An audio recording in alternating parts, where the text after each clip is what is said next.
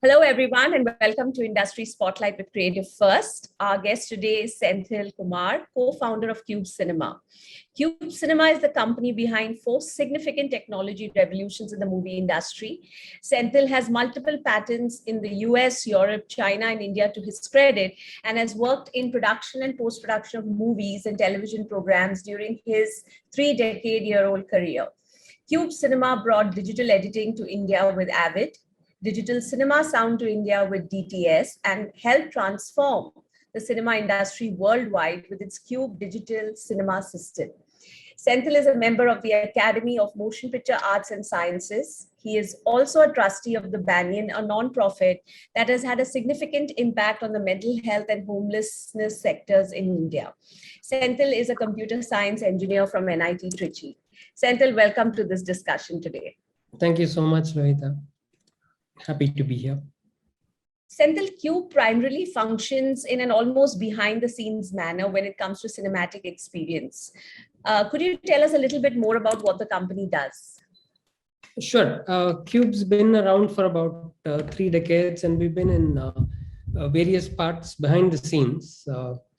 I guess we started off with different parts of the industry, and then we moved on. But today what we do is primarily digital cinema, and we have a division that sells, we call it the Media Solutions division, that sells technology and services and consultancy for broadcasters. We handle about 70 to 80 news channels around India.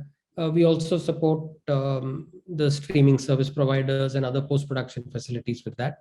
We have an ad sales team that sells cinema advertising for many of the cinemas and smaller chains around the country. We have a new division that is promoting a premium large format called Epic, Cube Epic, spelled with the EPIQ. And we are getting into virtual production as well. So these are the broad areas that we're in today. So could you tell us a little bit more about the technology that powers broadcast, streaming, and also a little bit about virtual production? Sure.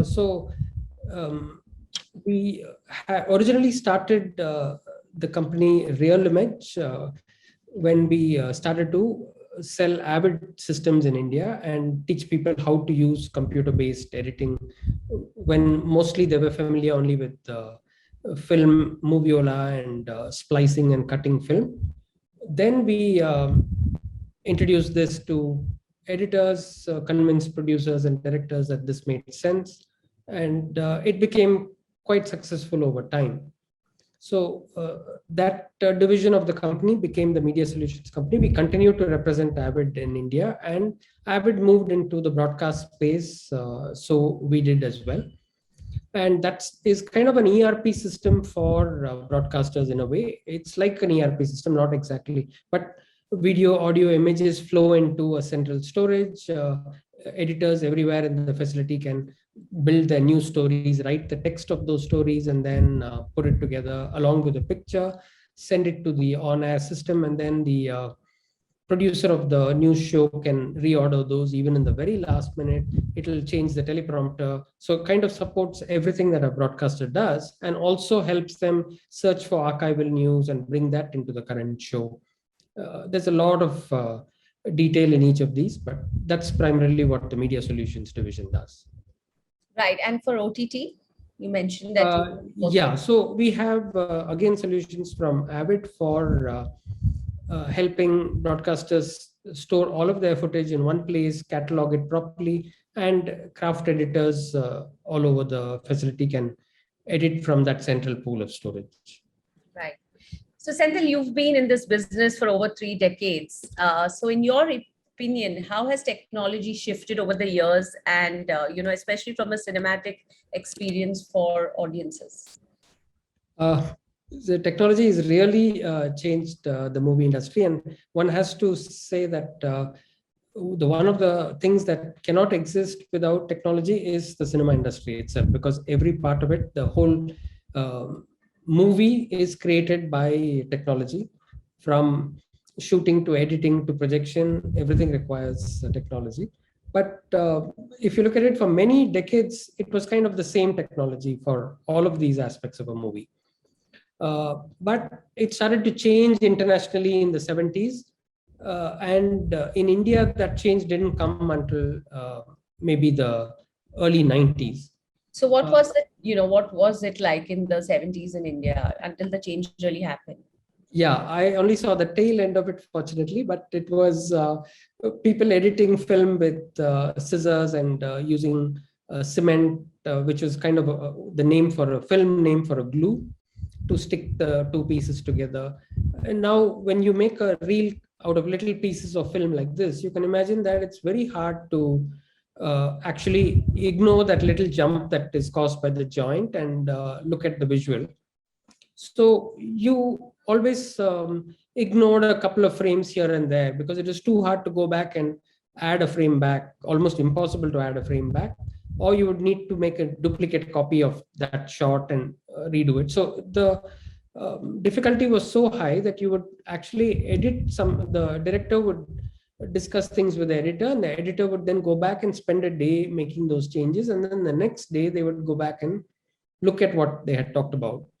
You can imagine it's like if there was one word that was wrong in a typed document and you had to retype that whole document and hope that you don't make any other errors, how complex and irritating that will be for creativity. Computer-based editing changed it just as much as word processors have changed editing text. You could then just go about cutting and pasting things, moving them from here to here, having many versions and comparing them, showing those versions to the other creative people on your team and getting their feedback, and then maybe incorporating two parts of different creative edits.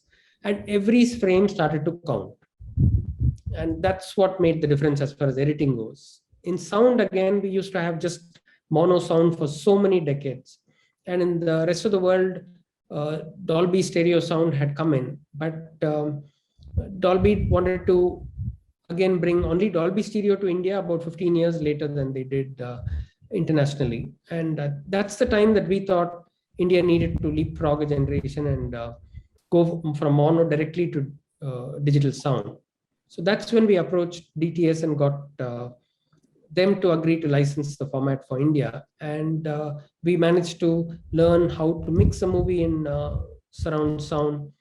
And for the first time in the world, we learned to mix songs in surround sound because obviously internationally movies didn't have songs. And there was no other outlet for 5.1 at that time. And all of this together, we taught the industry how to do this. Every mix studio in India, we helped them learn how to mix in 5.1. And then we put these DTS units at our cost out in theaters until the theaters were confident enough to actually pay for them and buy it. That's how the transformation of that part of the industry happened. And that's a very beautiful point you raised, because there's been a real investment by your company in upgrading that technology, and that really changed and benefited, not only changed the viewership experience, but also benefited the cinemas in the business they brought to the table, right? So, Senthil, cinema industry technology blurs the lines between B2B and B2C. Where does the demand for technological upgrades come from? Is it audiences or cinema owners, right? And could you tell us the difference in mindset between early adopters and laggards in the industry? Sure. So most of the time, the initial pull comes from exhibitors who are the types that are very proud of what they own, and in those days it used to be individual screen owners, not chains. There were hardly any chains at that time, and there was like Sheila Theatre in Delhi, or Metro Cinema in Bombay, or Abhirami in Chennai, or Jagadamba in Vizag. There were a few exhibitors that had a real level of pride, and a few more like this who would always want to improve their cinemas. And the moment that they saw some technology that would help, they would go for it. And if that technology worked, then the next stage of the pull would come from audiences, because the audiences would experience that kind of technology in one place, and then they start to go looking for this. And because it was so enjoyable to watch a movie with the better technology, and that's how other exhibitors would feel that, yeah, now that really works, I'm going to adopt it too. And then the trend would get going. If you take the early adopters, they're always people who look ahead, read about what's new in the world, think about what will work for their audiences. Really, they think about the audiences and they're passionate about the movie industry. The late adopters, it's really about them running it as a business, not that that's the wrong way to look at it. Certainly, it's economically, that's the better way to go, because sometimes the early adopters could make big mistakes and lose money. So that, if it's a large chain, I think they have a larger responsibility. Maybe they have a lot of shareholders. They have to be careful about what they do. And so maybe they adopt technology a little later once it's proven and others have taken the plunge. But I think, probably today when multiplexes are pretty much ruling the roost, how do you see, the same situation when it comes to, do you think it's early adoption now? So now, see, even until a little while ago, we had some chains that had a lot of passion about the viewer experience. For example, there was SPI Cinemas in Yes. Chennai-based chain that was very passionate about offering the best experience for their audiences. And but of course, consolidation has removed some of these choices from the market, and it's now only largest chains can really compete effectively in this market. I think a little bit of the fault lies with distributors who haven't encouraged independent cinemas to succeed, and of course the bargaining power shifts eventually to whichever side is more powerful in this equation, and that's been driving this consolidation. Right. So without these more experimental exhibitors, it will be a little harder for these technologies to get adopted, I guess. But there are still many smaller chains and individual exhibitors who will jump in, who are passionate about the industry and who will be the early adopters still.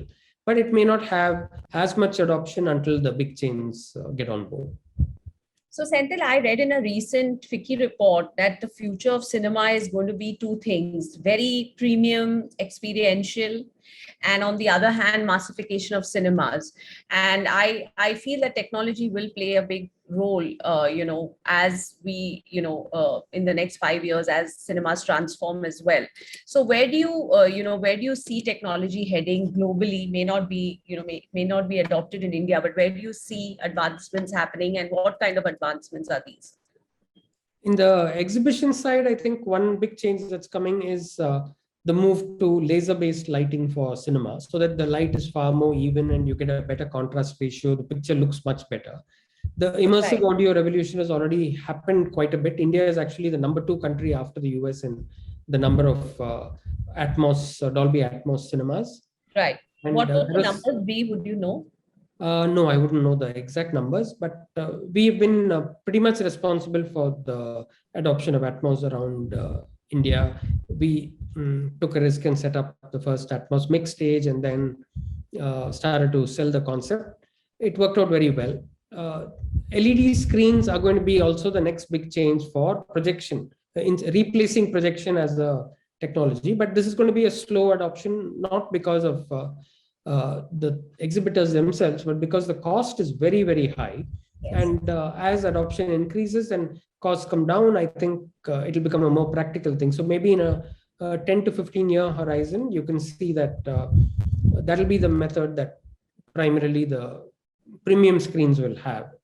And that means that high dynamic range content, which is far better contrast ratios, much better colors, and consistent viewing for the audience throughout the. Right. On the subject of cinema, as you would know, we are I think, a very poorly placed country in terms of screen density. So, in your opinion, what can be done better, both from industry stakeholders and the government? Yeah, there's no doubt that we are one of the worst in terms of screen density among the movie producing countries. If you yes, our cinemas do have more seats, but even if you take it on a seats per million people, we are very poorly off. In terms of screens per million, I think we're at about 8, and I think the US is at about 40. So we are so behind in flexibility for programming, and yet we have the largest number of movies being made. So it's a real quandary why this is happening. But I think on the ground, it's very difficult for exhibitors to set up new locations because there's so much regulation in each state and it's not consistent across the country. There are really no incentives anymore. I think once there was a set of incentives by Maharashtra, Gujarat, and a few other states, but today there isn't any incentive at all to set up new cinemas. Uh, and definitely the government of India recognizes that cinema is an important part of our entertainment space, and cinema is from the place from which all other entertainment flows, regardless of whether it makes more money or streaming makes more money or some other part of the chain makes more money. It's really about the premium experience for audiences that causes that has a follow-up effect on everybody else in the industry. So how do we get this going? Definitely regulatory help is important, and also I think state governments need to free up the pricing structure in many of the southern states where it's now frozen at very low levels. On the other hand, Could you dwell on a bit, for our viewers, what exactly is the issue? there are multiple states in southern India that control what an exhibitor can charge and don't allow any change on that, even for a good movie, a bad movie, a weekday, a weekend, nothing. So you have a very low rate. For example, I think in Tamil Nadu, it's about 180 rupees maximum for a multiplex in a city, and then lower rates for theaters in smaller towns and non-multiplex screens, all of that. So now the economics of the industry make it very hard because it's not like real estate is any cheaper in these cities. It's not like the equipment costs any less, nor that the labor is any cheaper. So it's quite unfair to these exhibitors that they don't have the flexibility. And also with all of the competition around us, it's again unfair that cinema is being penalized by control on aspects that are really should be governed by the free market. What effect this has is one positive effect, that there is a much better occupancy in cinemas in these states, and that's a lesson for states outside and for the multiplexes, that if they actually compromise on the per ticket fee, even in the larger cities, they'll actually find that audiences are willing to come back for more movies in a month, and that means that they'll actually get better F&B and other revenue streams, advertising. So really, it's not right for pricing to go as high as it has in Bombay, Delhi, or Bangalore, but it's not right that it's frozen the way it is in the southern states as, either. So this has to be deregulated. The free market needs to prevail, but exhibitors also need to become wise about what level of charge will help audiences feel comfortable coming back for more, because it shouldn't become such an expensive proposition that you hesitate to take a family to the movies. Right. While a more popular theory with consumer tech, do you have any views on planned obsolescence? I actually don't believe that any decent company is doing that purposely. It's just something that technology changes. Technology is changing more rapidly now than ever before in history. And so yesterday's device obviously feels slower than today's device. But we still have refrigerators that run for 15 years. There's nothing about them that changes. It's just that our devices are getting more and more powerful. And if you keep upgrading to newer software because you want new features, it's going to feel slower. The one thing that nobody can help is that the state of the batteries in the world, they are components that wear out over, even after a year. Definitely the battery won't have the same life as it did in the start. And that's not the fault of any manufacturer. It's just the technology has not caught up to perfection there. And but once a battery is upgraded, if one chooses to keep the old version of any operating system, it'll be just as fast as it was when the day you bought it. But obviously nobody wants to do that. You want to keep upgrading. Right. So, on one hand, when theaters want to upgrade their technology, upgrade their experiences, it's but obvious that they don't want any leaks in terms of piracy or content, infringement of content. So, what are your views on this? Because it has been increasing even when things went digital during COVID. What's your outlook and what could be the possible remedies? Piracy is something that we need everybody in the industry to collaborate to solve. And everybody needs to understand why piracy happens and how it happens. From a technology point of view, one thing is that with DCI technology, you cannot pirate a movie other than through shooting it with a good camera off the screen. Now, that's one level of piracy where the quality of the result is not perfect. There's another level of piracy that's possible with our e-cinema in India, which is actually tapping it out of the HDMI output of the e-cinema server. Instead of sending it to the projector, you can tap it out and send a, a, a copy to the projector. So the audience doesn't know this, and that.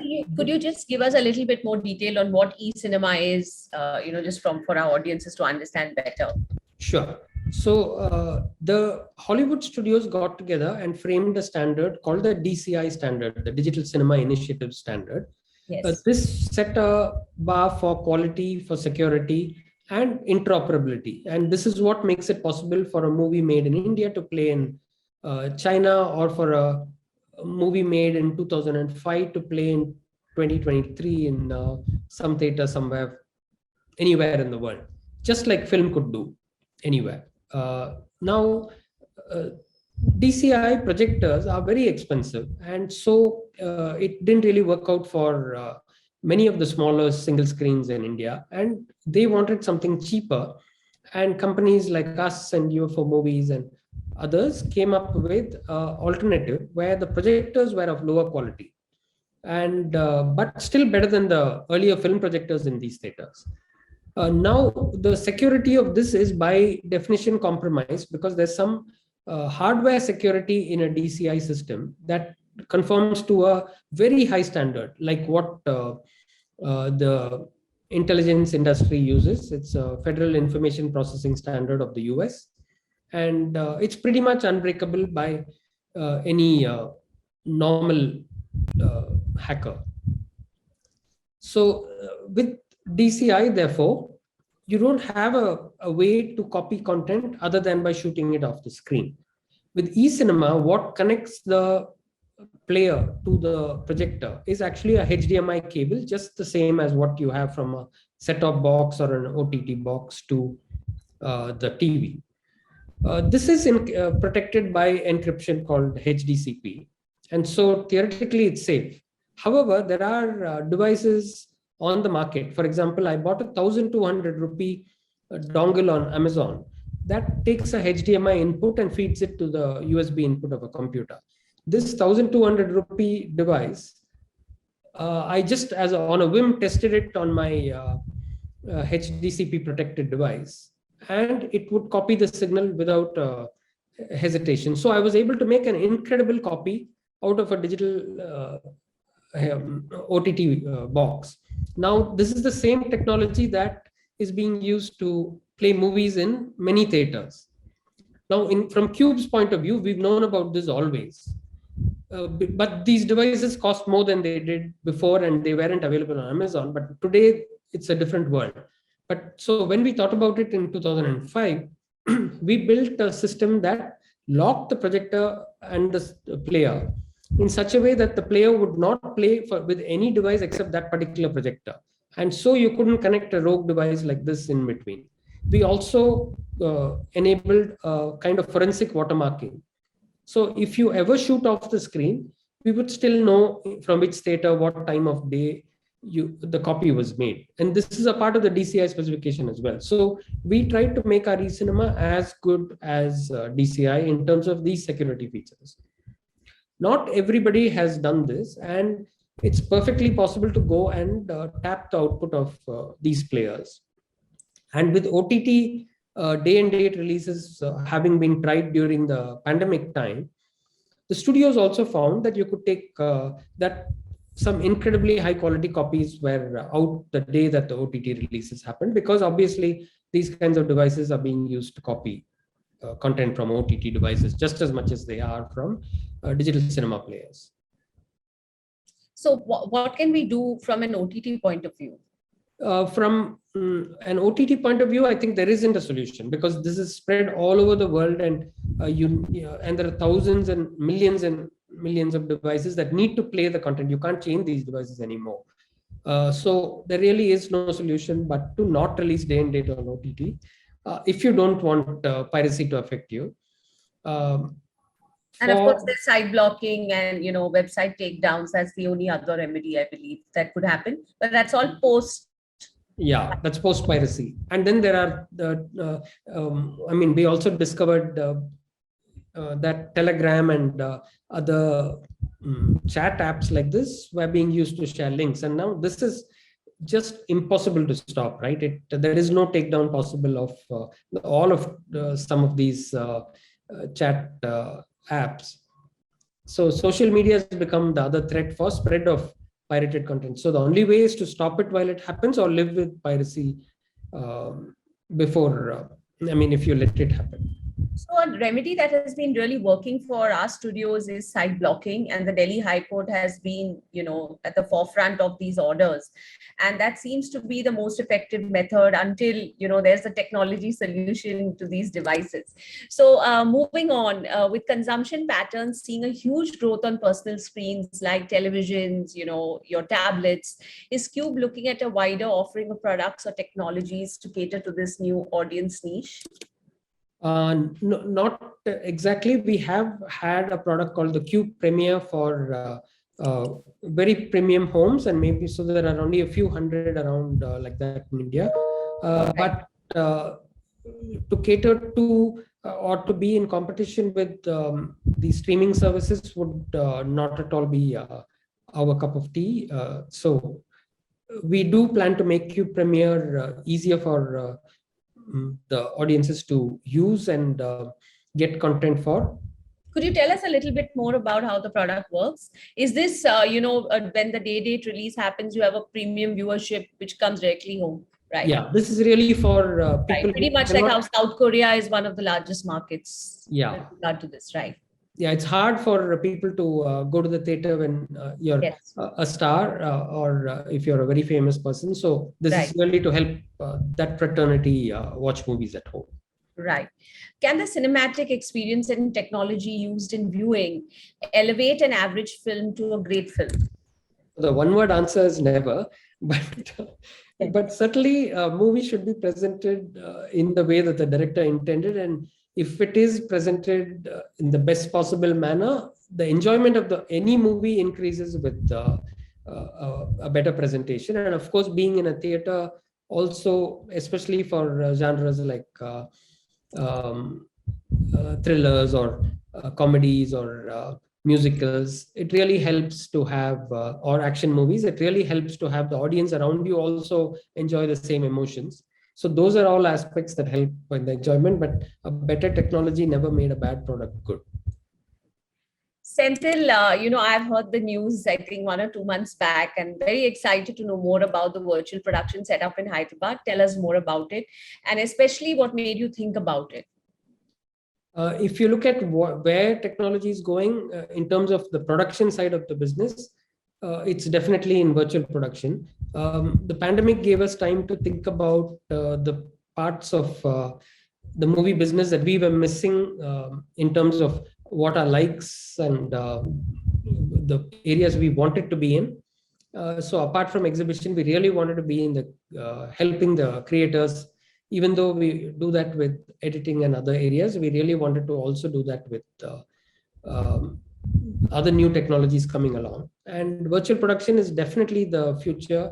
What it entails is these large LED walls carrying 3D images that are created by a computer. The 3D set is created in the computer generates that image and projects it on the 3D wall in such a way that the camera looking at that image sees exactly what it would see if the real background was there behind the actors. And so the actors and that 3D background are composited in the camera itself, and it looks like they are in whatever 3D environment the computer is generating. And if the camera moves, the 3D environment moves along with it. So the illusion is preserved perfectly. For the actors, it's a fantastic thing because you don't stand in front of a green screen and emote against nothing. You actually are in the scene. And believe me, when you stand inside a virtual set, you start to believe you're in the real thing. You can't, sometimes you have to remind yourself that you're not in the real location. It looks so uh, real and relatable to the actor. So they act with all of this in their giving them cues. For the cinematographer, it's fantastic because instead of a green spill coming from a green screen that's horrible to remove and very difficult to light, you now have LEDs that are producing the exact light that should fall on the actor. So it increases the realism of the scene hugely. And for the producer, it's a lot of savings in cost and time, but it does require much more pre-production. If you want to get it right, you need to create the sets in advance. You need to know what parts of the image you're going to focus on, so that the realism level of those parts of the image can be improved. So all of that is the caveats about how to make virtual production still cost effective. But the truth is, you can transport somebody to the golden hour for 12 hours a day to shoot a sunset scene. You can transport somebody to a set in China 1 minute, a set in Switzerland another, when you only need a pickup shot here and a pickup shot there.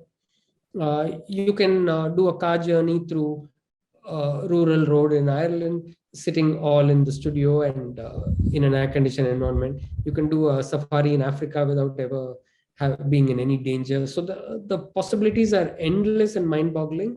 And this is only the beginning. Virtual production is just the gateway to where we are going in movie production itself.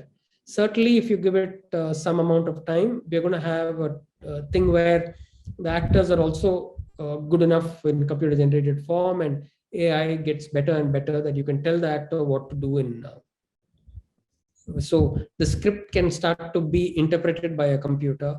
And once that starts to happen, you can also render a movie depending on the country you want it to be for that audience. So you could have the same script but rendered for India, rendered for South Korea, rendered for the US very differently, with that cultural context, people looking different, backgrounds looking different. So that's where the technology will eventually get. Maybe it will be 20 years or 30 years, but that's exactly where it's going to go. Senthil, how many virtual production stages are there in the world? There are now probably about 60 or so large stages already Right. set And which up, are the most in the countries? US. US, Germany, UK are the main countries. I think maybe there's one in South Korea as well. And kudos to you, we now have one in India. We will soon. Ours is going to start in, we're going to get all of our equipment set up in July and be ready for commercial production after a couple of months of internal testing and playing with it. So we get to know the technology before we try to sell it to others. Right. And not to mention the amount of resources and opportunities this will create in the location. Why Hyderabad? I think it was a great opportunity to do this along with Annapurna, because they wanted to also co-invest. And this was a very large investment for us, especially coming out of the pandemic when cash is so scarce. And secondly, Hyderabad is a great location for people from Bombay to come and shoot, people from Chennai to go and shoot, and people from Hyderabad who are making the biggest movies in India today to shoot as well. Right. Senthil, based on your membership of the Academy in Motion Picture Arts and Sciences, what do you think are the learnings that can be applied in the Indian context? It's been an amazing experience to be a part of the Academy. And one of the things that I really think India needs, especially after this first-hand experience, is a similar Indian Academy where we have peers in cinematography and editing and direction and makeup and art direction, and each of these areas voting for their peers when an award is given, and not something where a jury does it. Yes, the state awards, central government awards have their place, but there is nothing like having your peers honor you. The Academy's if you distill the Academy's mission, it comes down to preserving the past, honoring the present, and shaping the future. I think while we have organizations like the National Film Archives in Pune, uh, preserving the past. We really need a lot more to preserve all of the past that we have in the cinema industry. We, again, if we had a common body that could work towards doing that part of the preservation, and again guiding the future. We don't have one single body that guides the Indian industry the way it should be. Why should we depend on the rest of the world always? Right. And I think, Cube should take that initiative. I honestly believe in what you just said. And, thank you for all the effort in growing the industry over the years, with technology solutions and just being a great participant in all our initiatives. Thank you so much for this discussion, Senthil, and all the best for your virtual stage. I hope we all get a tour very soon. Thank you so much, Lohita. Yeah, I hope to give you a tour very soon. It was a passion to do what we do, and it's just a side effect that it's also something that's giving us enough money to live. Thank you.